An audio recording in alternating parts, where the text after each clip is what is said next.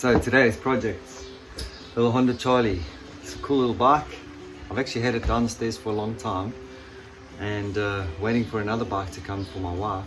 And then this morning when I woke up having that beautiful cup of coffee, I realized this thing's downstairs. Why not just use this? It's got a live plate. It's a twist and go, which will suit my wife perfectly.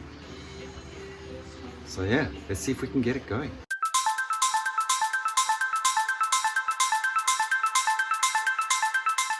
Actually, the guy that I bought this from was a really cool old man in Cromwell, New Zealand.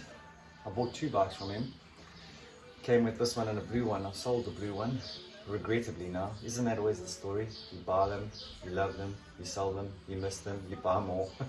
Circle continues, whatever. The brake's also off. I don't know why that's off. That's weird. Oh wait, there we go, that's on. Maybe that's why. I had it the wrong way around. Wow, if it's going to be that simple, that's going to be awesome. See, sometimes it's good to forget how to do things because then you get these wonderful surprises. We still don't know if that's the trick or not. Only one way to find out. It's leaking big time out of here.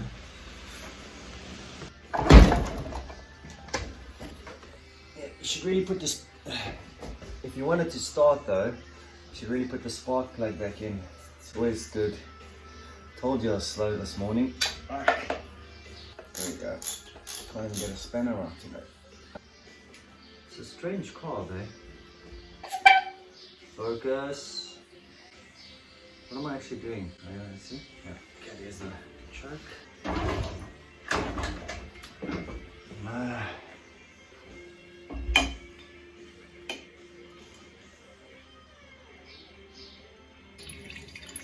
See the fuel?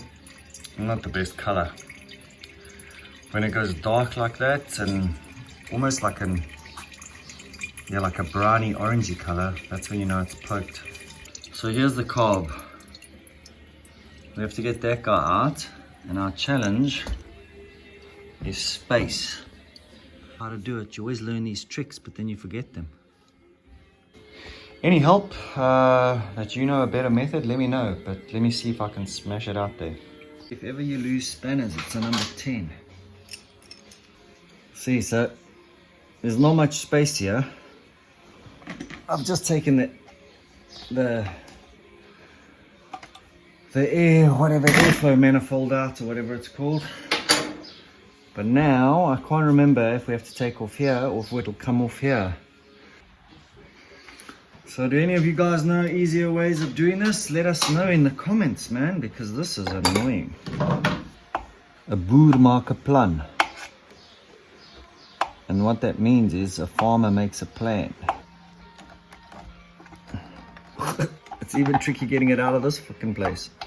What is going on here?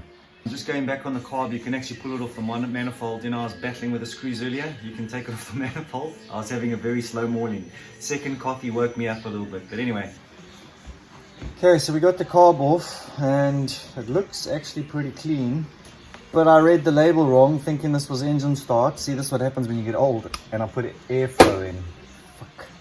So regardless of whether it's clean or not, we have to properly clean it out.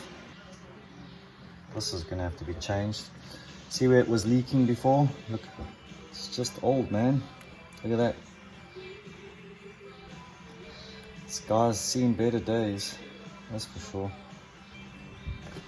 Just to give you an example, look at the color of that fuel compared to that brown stuff we took out of.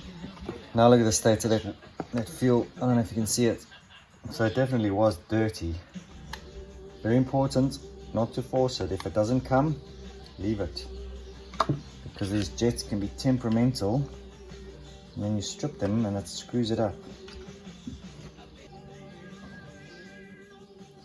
It's a needle and seat. It's the part that allows the fuel to flow in from the pipe into there, and then that would be the float that balances the fuel so it doesn't overflow. But anyway, what I'm going to do is just blast some air through and then we'll see how that goes.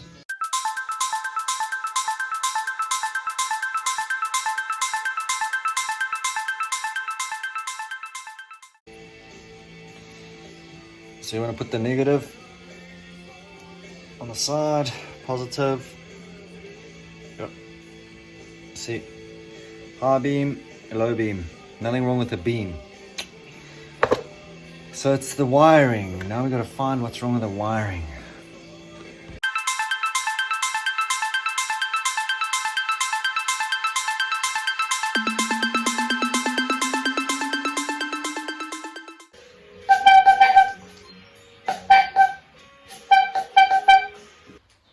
So we hopefully got the electrics working, changed the oil, cleaned the carb, pump up the tires. Let's see if it works.